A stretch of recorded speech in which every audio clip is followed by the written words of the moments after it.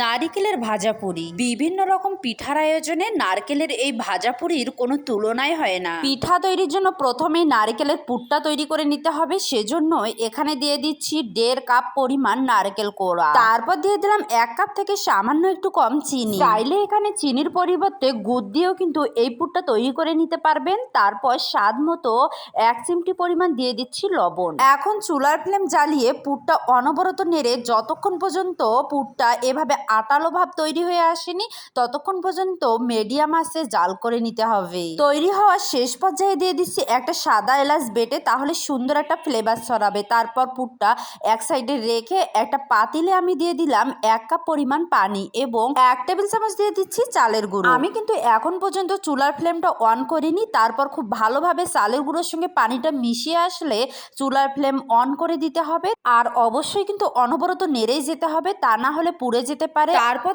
যখন মিশ্রণ থেকে এভাবে বলক সৃষ্টি হবে তখনই দিয়ে দিচ্ছি আমি চালের গুঁড়ো। পারফেক্ট একটা ডো তৈরি করার জন্য যতটুকু পানি নেবেন ততটুকুই কিন্তু চালের গুঁড়ো লাগবে, তার থেকে একটু কম বেশি লাগতে পারে। তারপর ডোটা ঢাকনা দিয়ে ঢেকে চুলার ফ্লেম একদম লোতে রেখে 1 মিনিটের মতো আমি জাল করে নিয়েছি। এখন ডোটা একটু মথে নিতে হবে। যেহেতু আমরা ঠান্ডা পানিতে 1 চামচ পরিমাণ চালের গুঁড়ো দিয়ে এভাবে করে ডো তৈরি করে নিয়েছি, সেজন্য খুব বেশি মতামতি করার প্রয়োজন নেই। এমনিতেই দেখবেন ডোটা অনেক সফট এবং হালকা একটু মথে নিলেই সুন্দরভাবে একটা রুটি শেপ তৈরি হয়ে যাবে, কোনো ফাটল ধরবে না এই রুটিতে। আপনারা চাইলে এই স্টেপটি ফলো করে রেগুলার যেভাবে করে আমরা চালের গুঁড়োর রুটি তৈরি করি, অনেকেরই ধারণা চালের গুঁড়োর রুটি তৈরি করলে ফাটল ধরে আর খুব সুন্দরভাবে একটা শেপ আসে না।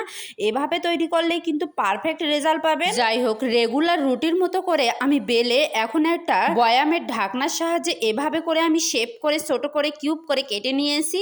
এখন আমরা যে নারকেলের পুরটা সাইড করে রেখেছিলাম সেই পুরটা পরিমাণ মতো দিয়ে দিচ্ছি। তবে এই পিঠা তৈরি করার জন্য বিভিন্ন ধরনের সাজ পাওয়া যায়, আপনারা চাইলে সেই সাজগুলির সাহায্যেও কিন্তু এভাবে করে পিঠা তৈরি করে নিতে পারেন। আমি হাতেই তৈরি করে দেখাচ্ছি। পুরটা পিঠার উপর দেওয়ার পর এভাবে করে হালকা চাপ দিয়ে আঙ্গুলের সাহায্যে এভাবে করে ডিজাইন তৈরি করে নিলে কিন্তু দেখতে সুন্দর দেখা যায়, অথবা আপনারা চাইলে শুধু চেপে চেপে দিলেও এই পিঠাটা তৈরি হয়ে যাবে।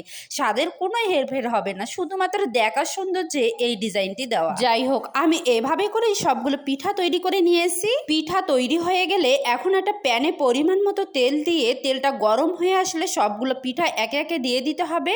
পিঠাটা কিন্তু অবশ্যই লো টু মিডিয়াম হিটে ভেজে নিতে হবে। চুলার ফ্লেম কোনোভাবে বাড়ানো যাবে না, তাহলে পিঠার উপরিভাগটা খুব দ্রুত কালার চলে আসবে এবং খুব ক্রিস্পি হবে না, পিঠাটা খেতেও ভালো লাগবে না। সেজন্য অবশ্যই লো টু মিডিয়াম হিটে পিঠাগুলো খুব সুন্দরভাবে ভেজে নিতে হবে। আপনারা যারা নারকেলের পুর দিয়ে এই পুরি পিঠাটি খাননি তারা অবশ্যই কিন্তু ট্রাই করবেন। খেতে উপরটা একদম ক্রিস্পি আর ভিতরটা নারকেলের পুর ভরা, খেতে তো জাস্ট ফাটাফাটি। যারা মিষ্টি লাভার রয়েছে তাদের কাছে তো 100 লাগবে এই পিঠাটি। তবে এই পিঠাটি মাংস দিয়েও তৈরি করা যায়, ওটা হচ্ছে ঝাল পিঠা। আর ওই পিঠাটি খেতে আরো বেশি আমার কাছে ভালো লাগে, ঝাল ঝাল লাগে। আপনারা যদি কেউ মাংস দিয়ে মাংস পিঠার রেসিপিটি আমার কাছে দেখতে চান তাহলে অবশ্যই আমাকে কমেন্ট করে জানাবেন, তাহলে আমি মাংস পিঠার রেসিপিটি আপলোড করে দিব। এভাবে করে আমি বেশ কিছুক্ষণ ভেজে নেওয়ার পর উল্টিয়ে অপর পিঠটাও ভেজে নিয়েছিলাম। আর এভাবে করে সবগুলো পিঠাই আমি রেডি করে নিয়েছি। যাই হোক, নারকেলের পুর ভরা এই পুলি পিঠাটি আপনাদের কাছে কেমন লাগলো